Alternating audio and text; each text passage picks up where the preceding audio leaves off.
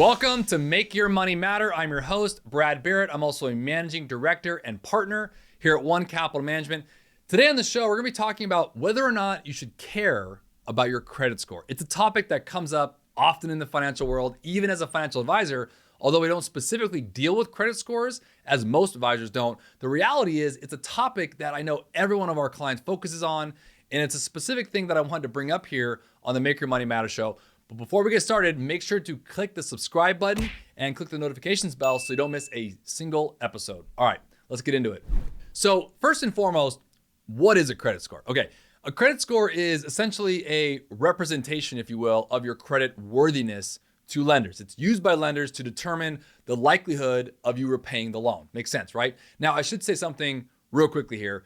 I think that people often use credit improvement, like increasing your credit score, as somewhat of like a justification for taking out another loan or maybe opening up a new credit card. You know, if you aren't already managing your money effectively, I want to be very clear about this. There really is no reason to be overly worried or concerned about your credit scores because you don't need necessarily more loans if you're being, good and sound with your money. I mean, look, let's be honest. Be candid with yourself when you're listening and watching to this video here about a credit score. If you are, or you think you are bad, maybe at managing money, or which by the way, is very common, or carry high credit card debt right now, or save no money for retirement, kind of forget about the credit score conversation. You really want to go and focus on some of my episodes around investing and cash flow planning and how to get started, because that, I think, matters more. Now, further along here is how a credit score is calculated, because if you are looking at a credit score, it's important to understand this.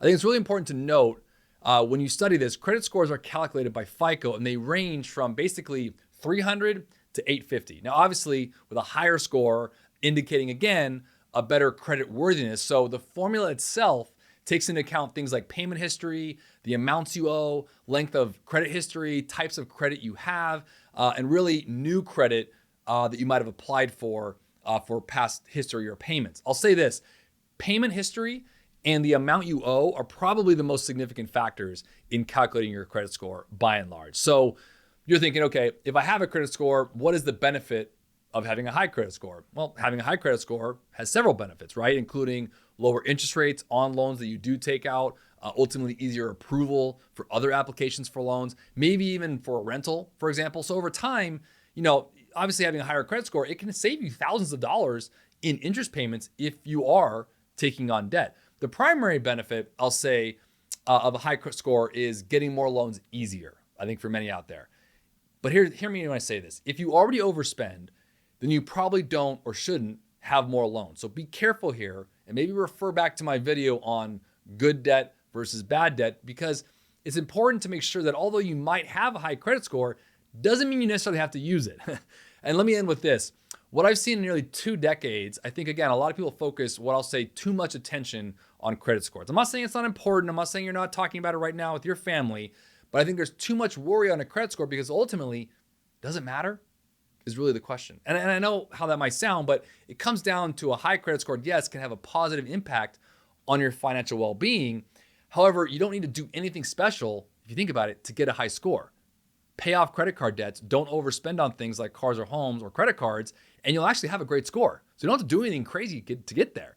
And if you do get there, the likelihood of you needing to use your high credit score is actually much less. So the reality to me is having a good credit score actually is important when you relate it, because it's an indicator, I think, of good financial habits. Think of it like a marker. It's like a symptom. If you have a high credit score, that means you are probably really good with your money and doing well with your spending and your debts. That's fantastic. Do that. Pay off loans. Don't overspend, again, like on bigger ticket items, and you'll have a great score.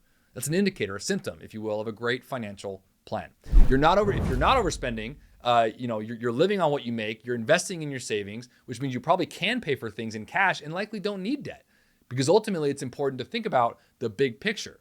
And do you need another loan? That's the question. So again, I'm not trying to get into the weeds on that, but I wanted to start here today and focus on, understanding your credit score as it relates to things like debt, let's be honest, and how that relates overly to your financial plan and the success. Because focusing, again, like I mentioned, on big ticket items like budgeting and investing, and you will likely see your credit score will fall right into place. Hope you enjoyed today's episode. If you did, make sure to click on the subscribe button so you don't miss a single episode. And always remember to make your money matter.